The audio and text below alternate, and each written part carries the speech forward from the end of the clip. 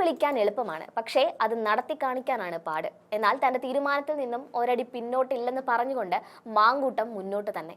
തന്നെ ആര് തകർക്കാൻ നോക്കിയാലും നടക്കില്ലെന്ന ഉറച്ച കോട്ട പണിതുകൊണ്ടാണ് മാങ്കൂട്ടത്തിന്റെ വരവ്. ഒറ്റപ്പെടുത്തിയവന്റെ തിരിച്ചുവരവ് അതിഗംഭീരം. പാലക്കാട് വലിയ കോളിളക്കമായിരുന്നു മാങ്കൂട്ടത്തിന്റെ വരവ് ഉണ്ടാക്കിയത്. ഇപ്പോൾ ഇതാ തടഞ്ഞ് ആളാവാൻ നോക്കിയവർക്കൊക്കെ പണി കിട്ടി. പിരായിരിയിൽ പൊതുപരിപാടിയിൽ പങ്കെടുക്കാനെത്തിയ രാഹുൽ മാങ്കൂട്ടത്തിൽ MLA വഴിതടഞ്ഞ സംഭവത്തിൽ കേസെടുത്ത പോലീസ്. രാഹുൽ മാങ്കൂട്ടത്തിന്റെ പരാതിയിൽ ഡിവൈഎഫ്ഐ BJP പ്രവർത്തകർക്കെതിരെയാണ് കേസെടുത്തത്. അന്യായമായി സംഘം ചേർന്ന് വഴി തടഞ്ഞ് വാഹനത്തിന് കേടുപാട് വരുത്താൻ ശ്രമിച്ചെന്നാണ് കേസ്. സംഭവത്തിന്റെ വീഡിയോ ദൃശ്യങ്ങൾ പരിശോധിക്കുമെന്ന് നോർത്ത് പോലീസ് അറിയിച്ചു. ലൈംഗികാതിക്രമ വിവാദത്തിന് പിന്നാലെ പൊതുപരിപാടികളിൽ നിന്ന് വിട്ടുനിന്നിരുന്ന രാഹുൽ മണ്ഡലത്തിൽ സജീവമാകാനുള്ള നീക്കത്തിലാണ്. ഇതിനിടെയാണ് പിരായിരിയിൽ MLAയുടെ ഫണ്ട് ഉപയോഗിച്ച് നിർമ്മിച്ച റോഡ് ഉദ്ഘാടനത്തിനായി രാഹുൽ എത്തിയത്.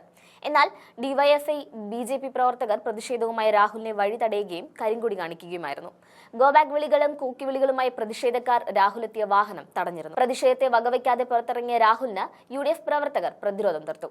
റോഡ് ഉദ്ഘാടനം ചെയ്ത രാഹുൽ പ്രദേശത്തെ വീടുകളിൽ കയറി സംസാരിക്കുകയും ചെയ്തിരുന്നു. രാഹുൽ മണ്ഡലത്തിലെ പൊതുപരിപാടിയിൽ എത്തിയാൽ തടയുമെന്ന് ഡിവൈഎഫ്ഐയും BJPയും അറിയിച്ചിരുന്നു. ഭീഷണിയെ വെല്ലുവിളിച്ച് രാഹുലിന്റെ ചിത്രമടക്കമുള്ള ഫ്ലക്സുകളും പോസ്റ്ററുകളും വെച്ച് പരമാവധി പ്രചാരണം നൽകിയാണ് പരിപാടി UDF സംഘടിപ്പിച്ചിരുന്നത്. വരാനും അറിയാം, നിവർന്നു നിൽക്കാനും അറിയാം, വേണമെങ്കിൽ നിന്നെയൊക്കെ ഇട്ട് അമ്മാനമാടാനും അറിയാമെന്ന വെല്ലുവിളിയാണ് മാങ്കൂട്ടം ഇന്നലെ കാഴ്ചവെച്ചത്.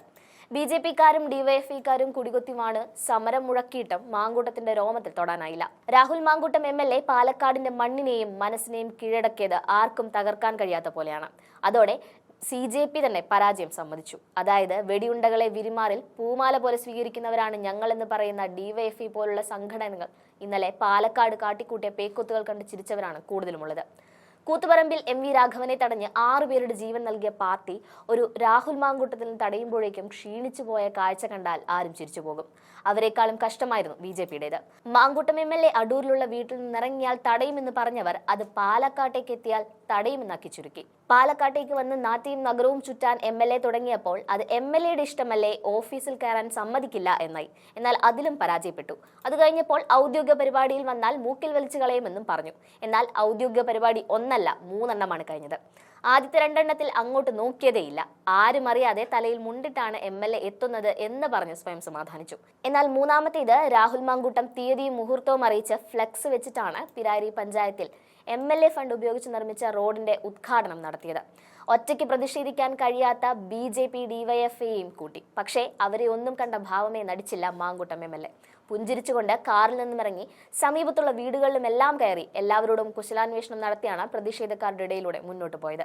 മാത്രമല്ല തന്നെ ആരും പിടിക്കേണ്ടെന്നും എന്റെ മണ്ഡലത്തിൽ ഏത് പ്രതിസന്ധികളിലും ഞാൻ നടക്കുമെന്നും അറിയിച്ചതോടെ ഓരോ CJPക്കാരനും അവിടുന്ന് സ്ഥലം വിട്ടു. അവരെ ആരെയും അവിടുന്നും ഇപ്പോഴും കാണാനില്ല എന്നാണ് അറിയുന്നത്. അവർ പണിമതിയാക്കി. രാഹുൽ മാങ്കൂട്ടത്തെ തോൽപ്പിക്കാം എന്ന പണിമതിയാക്കി. പരസ്പരം നോക്കി കണ്ണീരൊഴുക്കി BJPയും CPMും തൽക്കാലത്തേക്ക് പണി നിർത്തി വീട്ടിൽ പോയി. നിയമസഭാ തെരഞ്ഞെടുപ്പും തദ്ദേശ തെരഞ്ഞെടുപ്പും വരാനിരിക്കെ ഇത്രയും വലിയൊരു നാണം കെട്ട പിന്മാറ്റം 2 പാർട്ടികൾക്കും വലിയ തിരിച്ചടി തന്നെയാണ്.